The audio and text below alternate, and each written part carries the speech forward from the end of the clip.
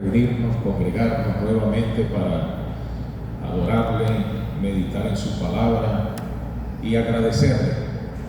Es importante agradecerle. En esta oportunidad vamos a agradecer porque siempre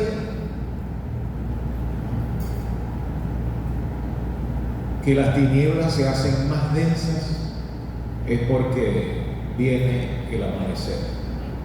En medio de las tormentas más fuertes, Dios aparece, Dios resplandece y nos da las alternativas para enfrentar, para salir adelante y para vencer. En esta oportunidad vamos a estudiar una historia bíblica muy interesante que yo creo que todos los que estamos aquí la conocemos, la hemos leído, la hemos estudiado, la hemos analizado, posiblemente la hemos predicado también. Es la historia o el libro de Ruth. El libro de Ruth es interesante porque tiene unos personajes bastante significativos. Y recuerden que en la Biblia todos los nombres tienen sentido, tienen un propósito. Los padres, cuando sus hijos nacían, e incluso algunos antes de nacer, deseando las características que habrían de manifestarse en ellos, les colocaban el nombre. Y vamos a ver los nombres y los significados de los personajes que aparecen en este libro. Dice así: comenzamos por el nombre del pueblo inicial, donde comienza la historia. Belén significa casa de pan. Casa de pan, Belén. Elimelech, mi Dios es rey. Eso es lo que significa Elimelech. Noemí significa placentera. Ruth, amiga. Malón, enfermo o enfermizo. Kelión, languidez o decaimiento. Orfa, testaruda. Ese es el significado de Orfa. El de Boz, alegría. Obed, servidor. Y hay un personaje en el relato que es un personaje pero no tiene nombre. Se le llama fulano y lo vamos a anotar en algún momento. Así que vamos a abrir nuestras Biblias en el libro de Ruth. Desde el versículo 1 en adelante vamos a tocar algunos versículos. Aconteció en los días que gobernaban los jueces que hubo hambre en la tierra, y un varón de Belén, de Judá, fue a morar en los campos de Moab. Él y su mujer y sus 2 hijos. El nombre del varón era Elimelech, el nombre de su mujer Noemí, y los nombres de sus hijos eran Malón y Kelión, efrateos de Belén de Judá. Llegaron pues a los campos de Moab y se quedaron allí. Y murió Elimelech, marido de Noemí, y quedó ella con sus 2 hijos, los cuales tomaron para sí mujeres moabitas. El nombre de una era Orfa y el nombre de la otra Ruth, y habitaron 10 años. Y murieron también los 2, Malón y Kelión, quedando así la mujer desamparada de sus 2 hijos y de su marido.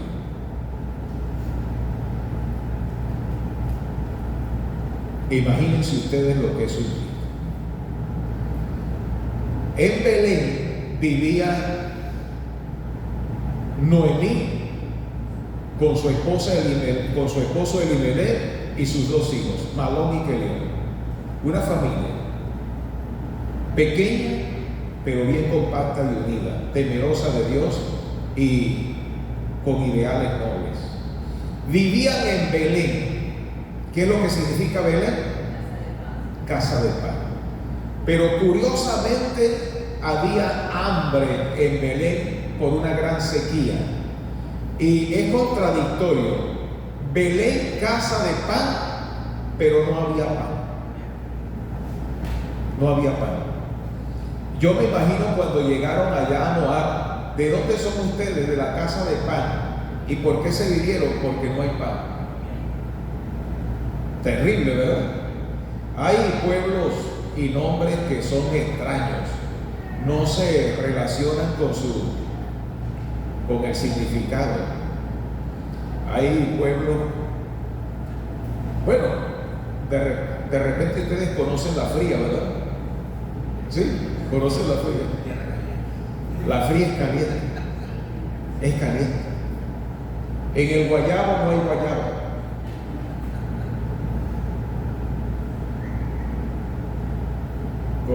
Usted seguro que conoció a Edgar Redondo, ¿verdad? Era delgadito, flaquito. Edgar Redondo. ¿Redondo de dónde? ¿Sí? Fui a visitar una vez a unos hermanos y ellos me dicen, los voy a visitar por primera vez, era nuevo en el distrito. Hermano, ¿y cómo se llaman ustedes? Nosotros somos la familia Rico, pero no tenemos plata. Los padres de Ramiro Rico. Pero no tenemos plata, vivía en San Felipe. Cosas extrañas. En Belén, casa de pan, no había pan. Por eso ellos tienen que irse de su tierra a Moab, a la tierra extranjera, una tierra extranjera que en cierta medida era hostil para los hebreos. Y llega la familia, o sale la familia de Belén unida, llegan unidos a Moab, y en Moab había alimento. Comenzaron a desarrollar su vida en Moab, pero se muere el padre de familia. Se muere Elimelech. Su significado, su nombre, el significado de su nombre, Dios es rey. Se muere Elimelech. Queda Noemí viuda, pero con sus dos hijos. Sus dos hijos se casan, uno con Orfa, otro con Ruth, y a los pocos días también se muere. Se muere Malón y se muere Kelión. Ahora en la casa hay 3 viudas. Imagínense ustedes, 3 viudas en una casa. ¿Cómo creen ustedes que enfrentaría Noemí su existencia, su vida, las ganas de seguir adelante?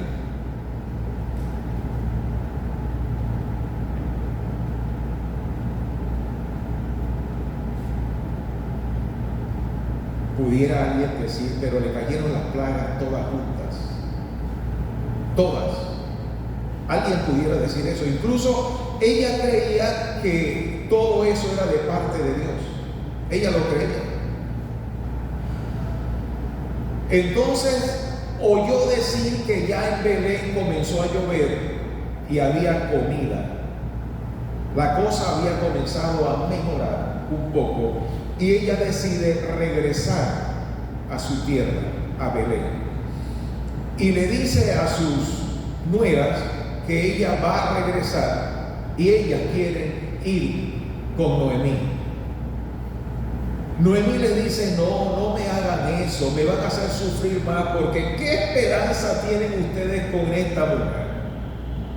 ¿Qué esperanza tienen? Y de verdad, las leyes o la ley levirato judío establecía, o hebreo establecía, que cuando un hombre moría sin hijos, entonces el hermano que le seguía debía quedarse con la mujer como esposa para levantar descendencia.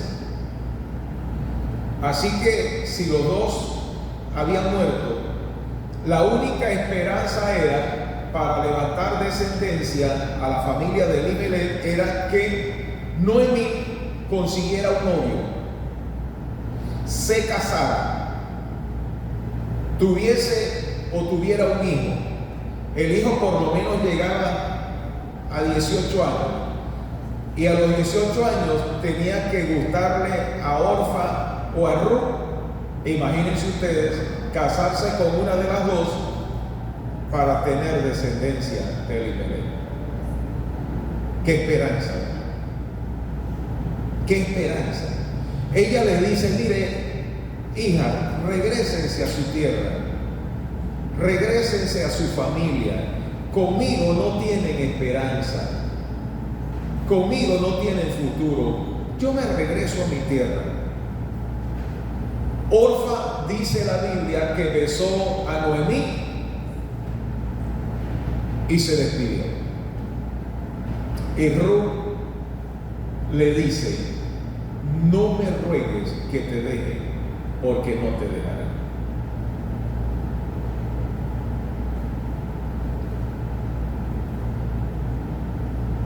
Así me haga Dios y aún me añada, que ni la muerte o solo la muerte hará separación entre nosotros. Tu pueblo será mi pueblo y tu Dios mi Dios. Esto es impresionante. ¿Qué había visto Ruth en esa familia que quería seguir al Dios que supuestamente no le había bendecido?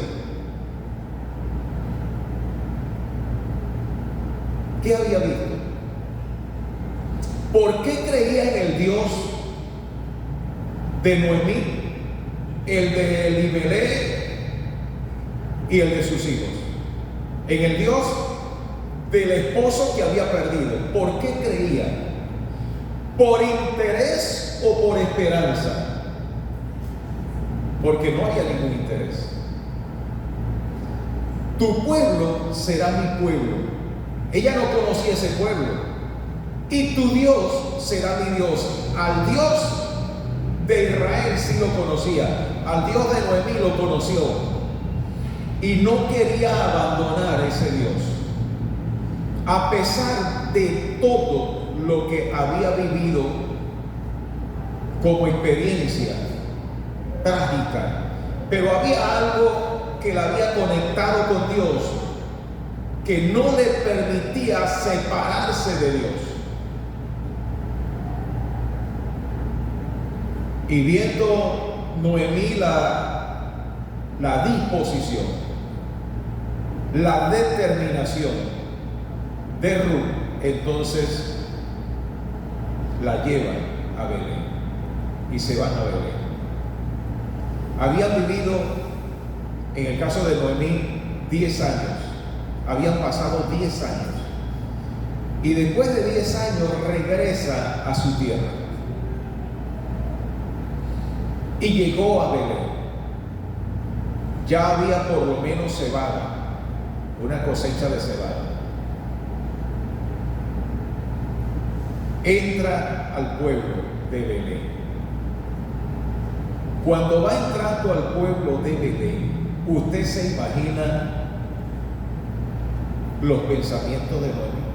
¿Cómo salió? Cuando salió, ¿cómo salió? Salió con la familia. Ciertamente había una dificultad alimentaria fuerte, pero salió con su familia, salió con su esposo y con sus 2 hijos. Y ahora, ¿cómo regresaba?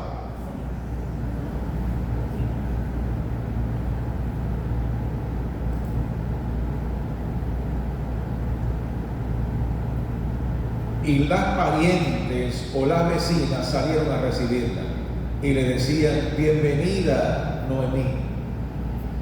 ¿Qué es lo que significa Noemí? Placentera. Y ella le dijo: no me digan así, no me digan placentera, no me digan así, llámenme Mara, que significa amargura, porque gran amargura hay en mi vida por todo lo que había vivido. Imagínense ahora Noemí con Ruth yendo a la casita que tenían 10 años que no la abrían. Vamos a imaginarnos la escena. Abren la puerta. ¿Cómo estaría la casa? ¿Ah? ¿A qué olía esa casa? Imagínensela, 10 años cerrada. Aunque de repente algún familiar por ahí, algún amigo se la barría de vez en cuando, pero eso no es igual, ¿verdad? Una de las cosas que le pasa a las casas abandonadas es que se meten los murciélagos. Son los primeros. Y huele a murciélago. Casa vieja huele a murciélago. Usted se imagina ese fogón cómo estaba. Los visures caminando por encima. Ustedes conocen los visures, ¿verdad? ¿Sí saben qué es visures? Las lagartijas. Caminando por el fogón. O corriendo, correteando en el fogón. ¿Qué comer? Bueno, las vecinas le llevaron alimentos, se organizaron. ¿Dónde dormirían? ¿En qué dormirían esa noche? Las vasijas de buscar agua, ¿cómo sería? Había regresado a su tierra con la pava muerta, prácticamente derrotada. La Sagrada Escritura dice que al día siguiente Ruth dice: voy a salir a trabajar, voy a trabajar, voy a ver dónde trabajo. Y ella le dice: Dios te bendiga, y Ruth sale a trabajar. La palabra de Dios dice que llegó a un lugar donde estaban cosechando cebada. Y ella comienza a trabajar sin que nadie la hubiese contratado. Comienza a trabajar. Lo que nota o lo que se puede percibir que era una mujer diligente, trabajadora, una mujer oficiosa. Y todos perciben que ella trabaja y casi no descansa. Para tomar agua descansaba, o para comer de lo que los demás le daban, pero el resto de tiempo lo dedicaba al trabajo, al oficio, de manera diligente. Y de repente la mira el dueño del terreno, el dueño de la hacienda, y dice: ¿quién es esa muchacha que es tan oficiosa? Y le dicen: esa es la moabita Ruth, la nuera de Noemí, la viuda, la esposa del difunto. Ah, sí. Él dice: no la moleste, déjenla tranquila que trabaje, y hagan algo, tiren espigas en el suelo para que sean de ella y para que la recojan. La palabra de Dios dice que finalmente, cuando fueron a almorzar o a comer la comida sólida del día, ella come y guarda en un pañuelo parte de lo que le dieron de comer. ¿Para quién? Esto es un acto impresionante y bonito, ¿saben?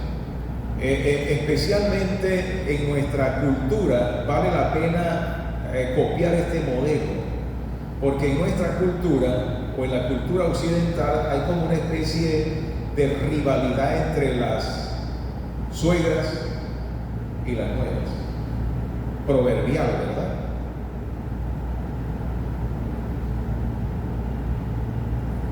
Que es un asunto ilógico.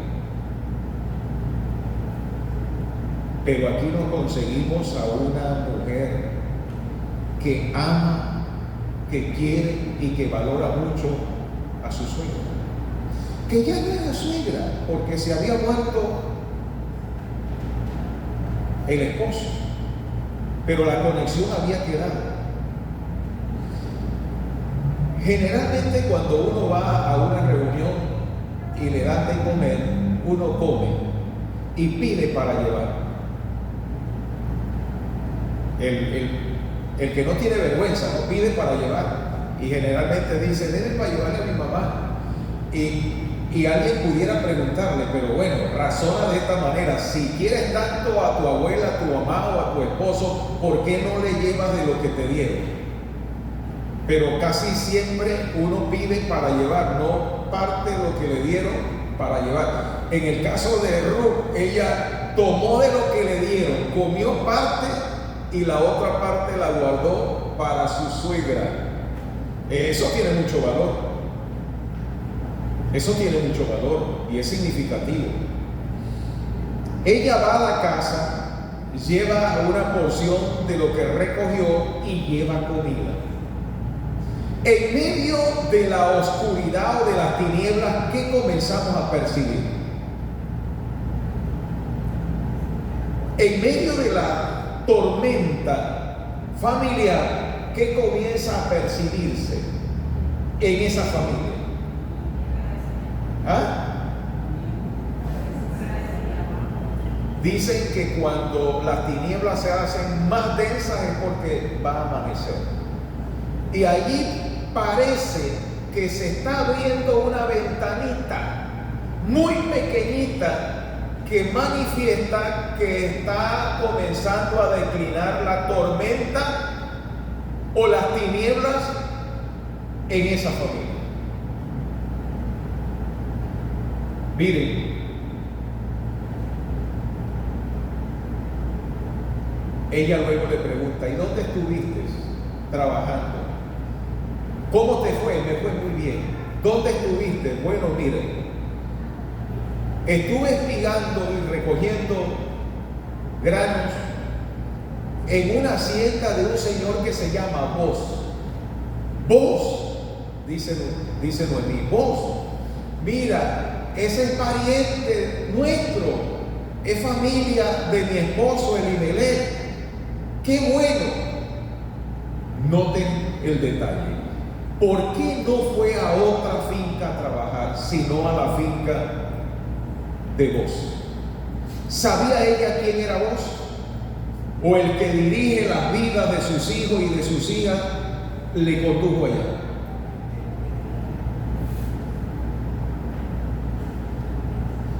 Bueno, al día siguiente fue por recomendación de su suegra a trabajar en la finca de Boz. Boz la abordó, y hay algo que Boz le dice en el capítulo 2, versículo 12, que es una bendición muy bonita, que es interesante que nosotros nos la aprendamos de memoria. Miren lo que le dice Boz: Jehová recompense tu obra y tu remuneración sea cumplida de parte de Jehová Dios de Israel, bajo cuyas alas has venido a refugiarte. Qué bonito, ¿verdad? Porque él está enterado de lo que esa muchacha dejó en Moab, lo que había hecho con los difuntos, la fidelidad y la lealtad que había manifestado y que manifestaba hacia el Dios de Israel, bajo cuyas alas había venido a refugiarse. Bueno, termina la cosecha. ¿Y ahora para dónde va a ir? Tiempo después le dice Noemí a Ruth: sabes que vos, por ser pariente cercano, él puede redimirte. Redimirte implicaba dos cosas: heredar las tierras que eran de Elimelech, que estaban abandonadas, las podía redimir, pero debía tomar a Ruth como esposa y hacer de ella su esposa y compañera de vida.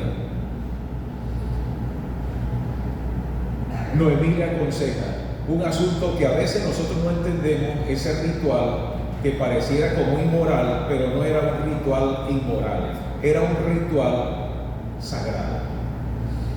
Noemí le dice a Ruth: cuando vos estés celebrando la recolección de los frutos, finalizando la cosecha, él va a hacer una fiesta y se va a quedar en la era. Va a hacer una fiesta y esa noche se va a quedar en la era. Y usted va a ir, y cuando él se duerma, usted se va a acostar cerquita de los pies de él.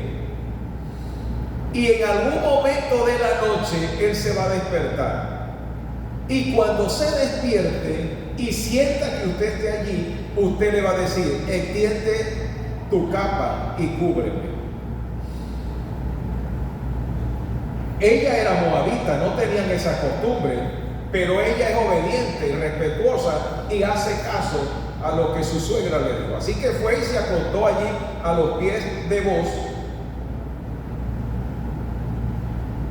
El hombre se estira en la noche, siente ahí el bulto, es una mujer, y cuando él se da cuenta que es Ruth, y Ruth le dice: extiende tu capa y cúbreme, le está diciendo: redime. Él le dice: muchacha, bendita del Señor, que no te fuiste detrás de los muchachos, sino que buscaste a este hombre maduro y hecho para compañero. Y no te preocupes, yo haré todo lo posible para redimir. Deja que amanezca y arreglamos el asunto. Solo que hay un pariente que es más cercano y tengo que hablar con él porque él tiene más derecho que yo de redimir.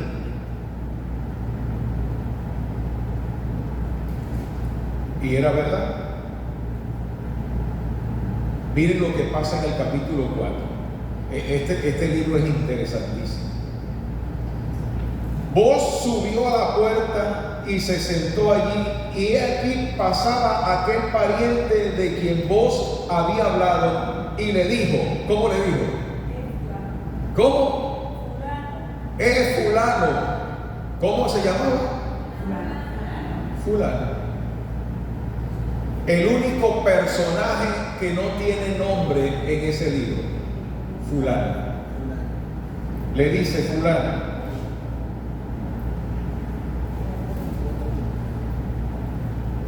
ven acá y siéntate. Y él vino y se sentó. Entonces él tomó a 10 varones como testigos, ancianos de la ciudad, y le dijo: sentaos aquí. Y ellos se sentaron. Luego dijo al pariente: Noemí ha vuelto del campo de Moab, vende una parte de la tierra que tuvo nuestro hermano Elimelech. Y yo decidí hacértelo saber y decirte que la compres en presencia de los que están aquí sentados y de los ancianos de mi pueblo. Si tú quieres redimir, redime, y si no quieres redimir, decláramelo para que yo lo sepa, porque no hay otro que redima sino tú y yo después de ti. Y él respondiendo dijo: yo redimiré. Le echó a perder el negocio. Entonces replicó Booz: el mismo día que tomes o compres las tierras de mano de Noemí, debes tomar también a Ruth la moabita, mujer del difunto, para que restaures el nombre del muerto sobre su posesión. El hombre, el fulano, dice: sí, yo puedo redimir, yo compro la tierra. Ah, un momento, cuando tomes la tierra, debes tomar también a Ruth la moabita.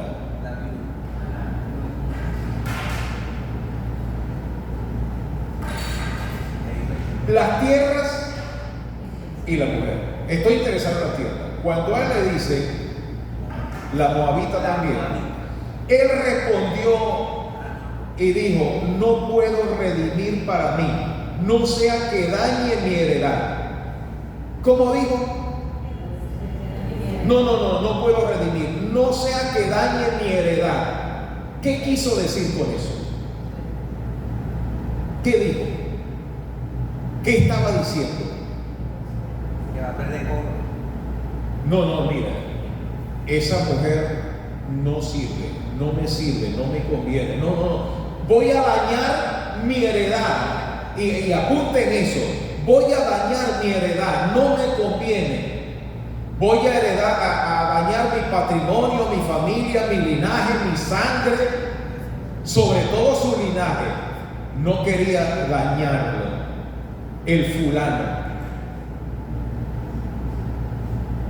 Y le dice, redime tú usando de mi derecho, porque yo no podré redimir. Y no redime. Y vos entonces redime. Toma las tierras y se casa con Ruth.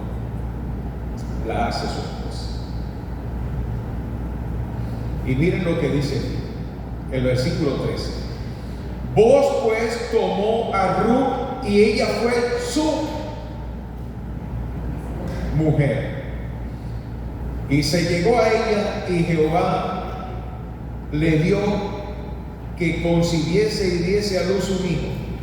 Y las mujeres decían a Noemí, loado sea Jehová, que hizo que no te faltase hoy pariente cuyo nombre sea celebrado en Israel, el cual será restaurador de tu alma y sustentará tu vejez, pues tu nuera que te ama lo ha dado a luz, y ella es más de valor que 7 hijos. Qué tremendo, ¿no? ¿Qué estaba despreciando el fulano? ¿Qué estaba despreciando el fulano? Una mujer que valía oro y que las mismas vecinas dicen, eso es como tener 7 muchachos. ¿Cuántos tuvo Noemí? 2. ¿Y cuánto valía Ruth? Como 7. Así que Dios le dio 5 más un nieto. Dice la Biblia, y tomando Noemí el hijo, lo puso en su regazo y fue su ayo. Ahora resulta que Noemí tiene un nieto que no es nieto, pero que sí es nieto. ¿De quién era hijo? De vos. ¿Con quién? Con Ruth. Pero ella lo toma como su nieto. ¿Y por qué su nieto? Porque es hijo de esa mujer que vale oro. Una mujer que vale oro. Ahora, ¿qué había pasado con las tinieblas?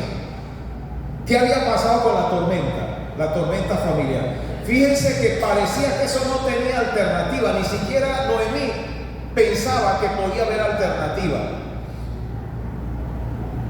¿Saben quién creía que sí había alternativa? Ruth. Tu pueblo será mi pueblo y tu Dios mi Dios será. Y aún la muerte, solo la muerte hará separación entre nosotros. Así me haga Dios y aún me añada si yo te abandono. No estaba hablando solo de su suegra, estaba hablando del Dios de su suegra. Del Dios que había conocido incluso en medio de las circunstancias difíciles. Y miren, tuvo el hijo, ella fue su aya, lo tomó como nieto. Y usemos un poquito la imaginación. ¿Para dónde se iría a vivir Ruth, Noemí, vos y el niño? ¿A dónde? ¿Ah? Vos toma la familia. Toma la familia. Y ahora son 4. Eran 4. Murieron 3. Y ahora la familia está constituida por 4 personas nuevamente. Y dice, y le dieron por nombre Obed. Este es padre de Isaí, padre de David. Y le faltó aquí un pedacito y decir padre de Salomón. Padre de Salomón. Hay dos reyes que sobresalen en la historia bíblica. Sobresalen. Que es David y su hijo Salomón. David, el hombre que gobernó desde Dan hasta Beerseba en el periodo de oro de Israel. Y Salomón también, solo que le agrega el elemento de sabiduría. Los reyes que se destacaron en Israel fueron ellos dos. Pero no solo eso implicaba. En la línea genealógica de Boz, Obed, Isaí, David, Salomón,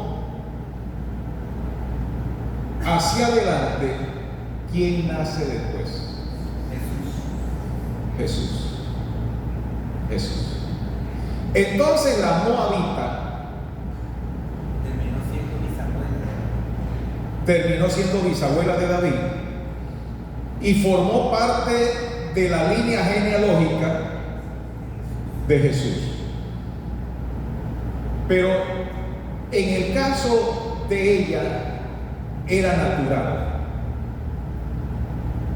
Pero en el caso de Boz, él por redención decidió, quiso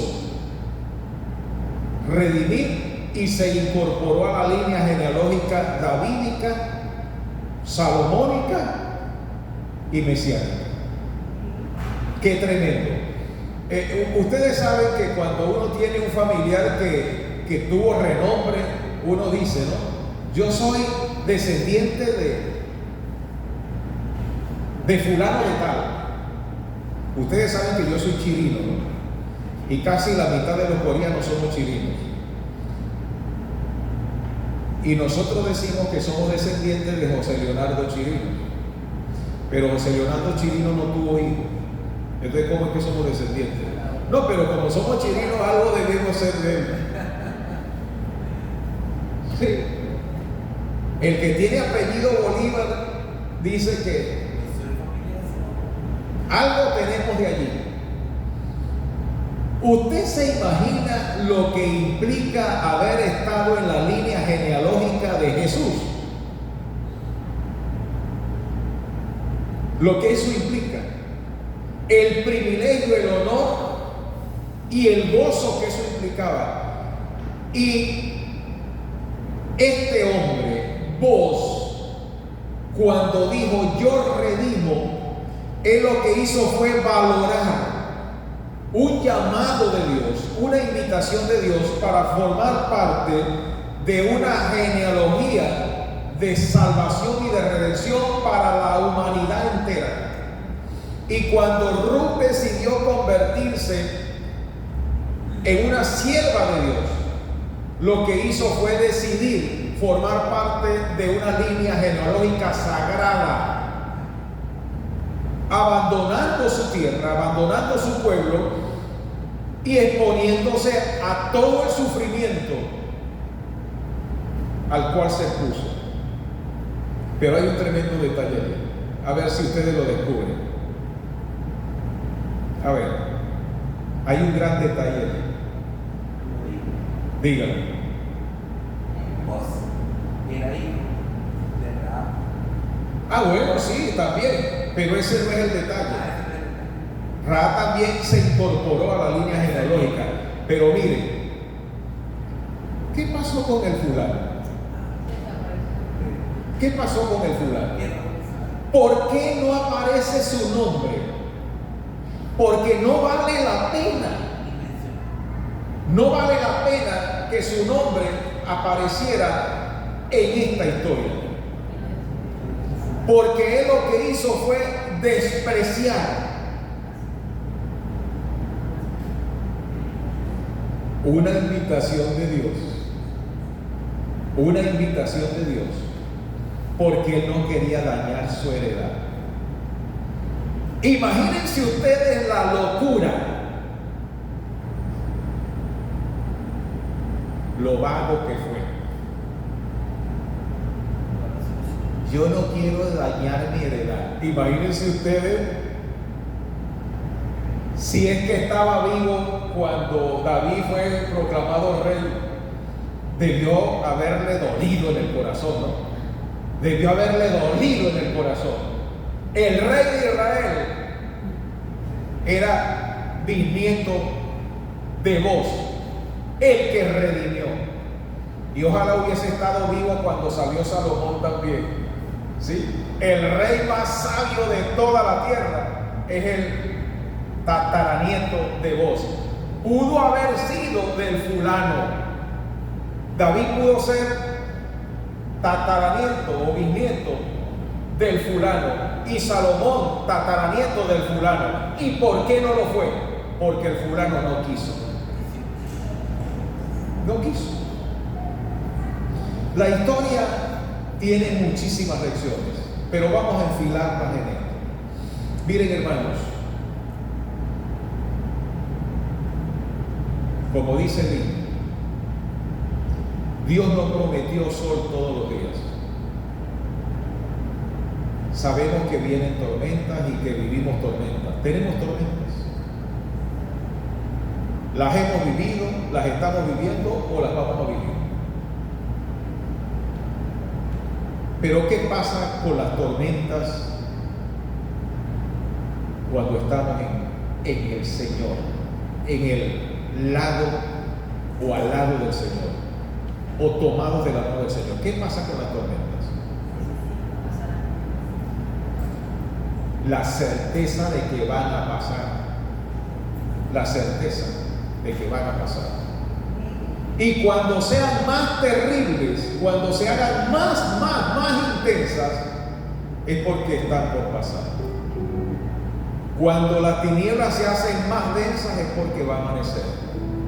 Y en medio de las tormentas y las tinieblas, siempre aparecerá por allá, tenue, aunque muy tenue, una lucecita que nos dice que Dios las va a disipar y finalmente nos dará la victoria. Miren, hermanos, es verdad que a veces tenemos momentos difíciles, duros, tenemos épocas, tenemos circunstancias, tenemos momentos muy duros.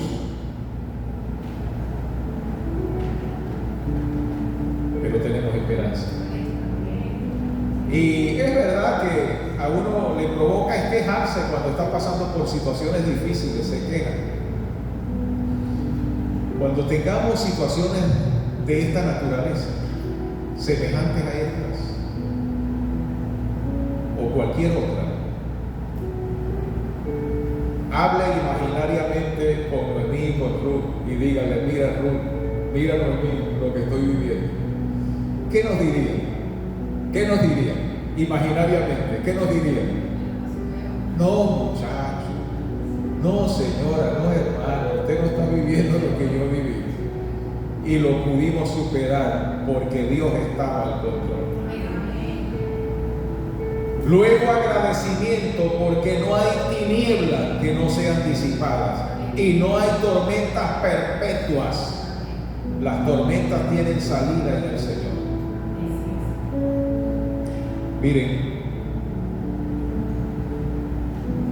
lo que hay es que depender de Dios y confiar que aunque estoy en un momento difícil, lo estoy viviendo, un momento difícil, en algún momento pasará porque Dios está en control. Y Dios nos dará mejores oportunidades. Nos sacará con robustez de las circunstancias que podamos estar viviendo. Y pedirle al Señor que nos dé un espíritu de regocijo y contentamiento. Miren, yo conocí un hermano de la iglesia, un hombre de Dios. Él era el único creyente en la familia, hombre mayor ya, tenía problemas de diabetes. una pierna y se mandó a hacer una prótesis. Le cortaron la otra y se mandó a hacer la otra prótesis. Nunca faltaba al culto. Todos los sábados en la iglesia. El hombre con un ánimo enorme, enorme.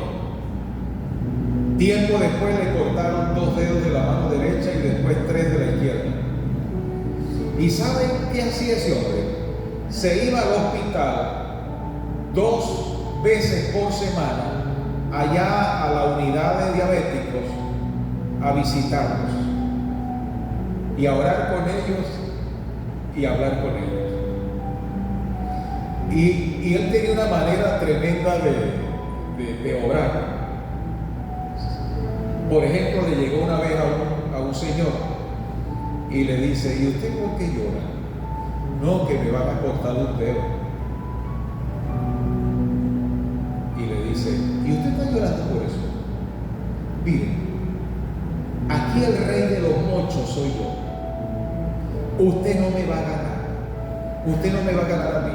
Y le mostraba, se quitaba la prótesis y se la mostraba, se la ponía y se le mostraba la otra y le mostraba los dedos. Mire, aquí el rey de los mochos soy yo, así que usted, ¿qué me va a ganar usted con ese dedito? Y la gente cambiaba de actitud. Ese era su ministerio hasta que finalmente murió. Pero ese hombre murió contento. Murió contento, murió alegre, porque tenía una gran esperanza que algún día Dios le iba a restaurar.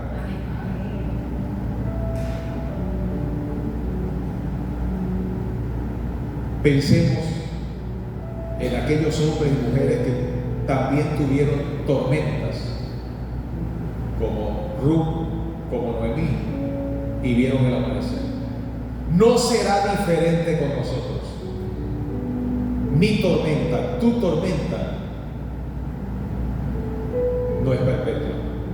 Habrá bonanza en mi vida y en tu vida. Vives momentos tenebrosos, no te preocupes. Finalmente Dios abrirá las ventanas en medio de las tinieblas y serán disipadas. Porque tenemos un Dios que es poderoso y que tiene el control de todo. No hay tiniebla que se le resista, ni tormenta que pueda apabullar. Dios nos guarde, Dios nos ayude y Dios nos dé la fuerza necesaria para enfrentar las tormentas con su poder, con su misericordia y vencer. Gracias, Señor, porque toda tormenta tiene bonanza y toda tiniebla tiene un amanecer. Por muy densa que sea la madrugada, hay un sol que va a salir y va a disipar las tinieblas. Que Dios nos guarde, que el Señor nos bendiga.